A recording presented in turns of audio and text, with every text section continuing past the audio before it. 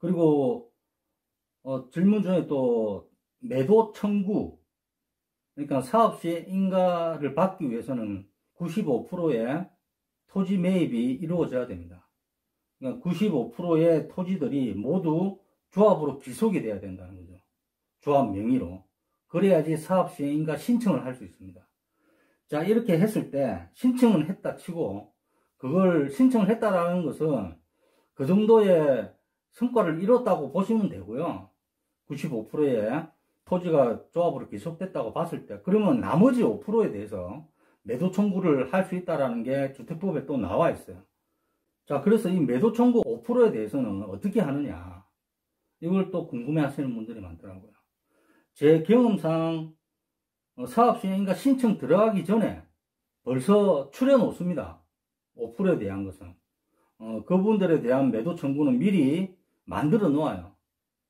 그래서 그 사람들을 뺀 나머지 부분을 다 기속을 시키고 나서 어느 현장이든지 현장마다 굉장히 강성들이 많습니다. 있습니다. 강성들이. 그 강성들은 처음부터 끝까지 강성이 있으신 분들도 있고요. 처음에는 강성이었지만 뭐 점차 이렇게 좋아지는 분위기로 가는 곳도 있고요. 가는 분들도 있고요.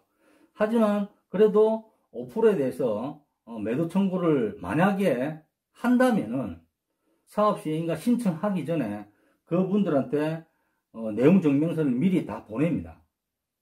내용증명서를 보내서 협의를 할 의향이 있으시면 조합에 방문해 주십시오. 이렇게 내용증명서를 미리 보내죠. 이런 것들이 뭐냐면 증거를 남기기 위한 겁니다.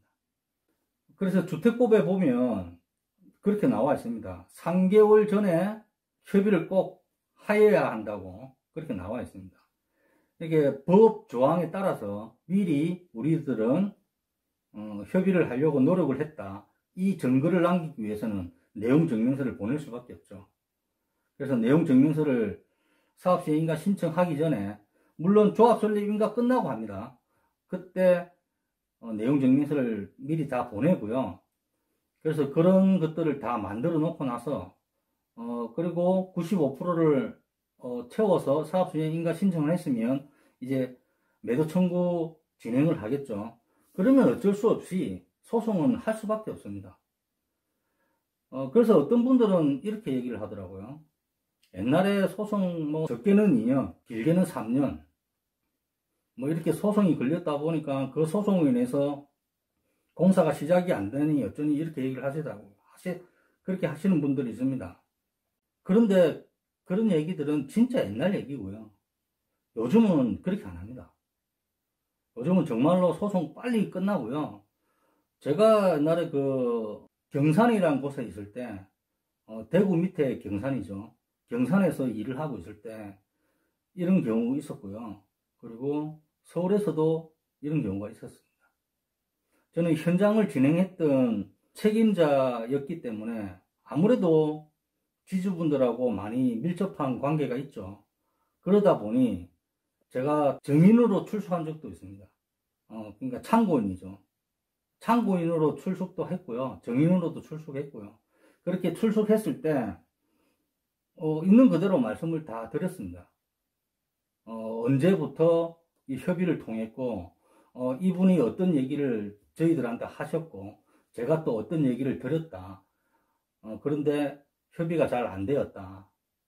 그런 얘기를 다 하죠. 그리고 평균을 좀 냅니다. 기존에 매매 계약을 하신 지주분들의 평균 금액, 그 금액을 너무나도 이렇게 상응한 금액을 제시했기 때문에 어쩔 수 없이 이런 상황이 생겼다라는 것을 말씀을 드리죠. 그게 또 사실이고요. 그런 경험을 했기 때문에 저는 정확한 경험담의 얘기를 해드리는 겁니다.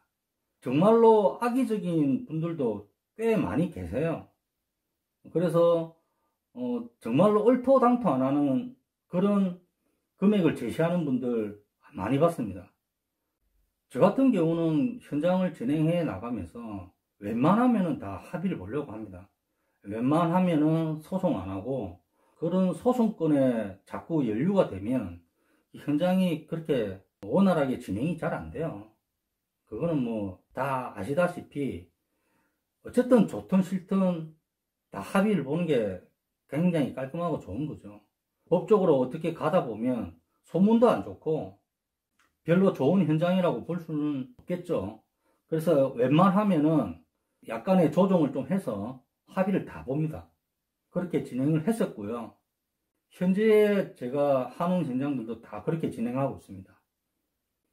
그리고 부수적으로 말씀드리고 싶은 거는 그 사업 승인인가 신청을 할 때 조합 설립인가하고 신청할 때하고는 또 다릅니다.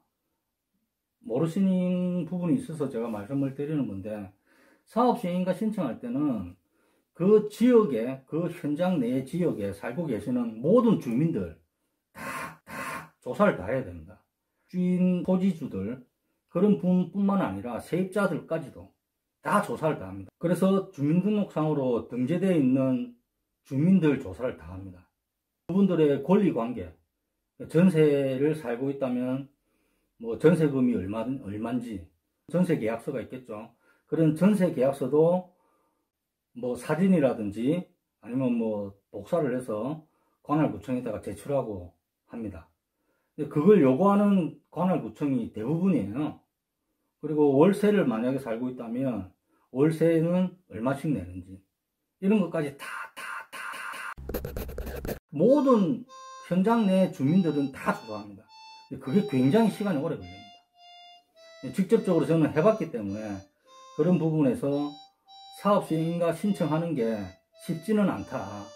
그걸 말씀드리려고 이 말씀을 드린 겁니다.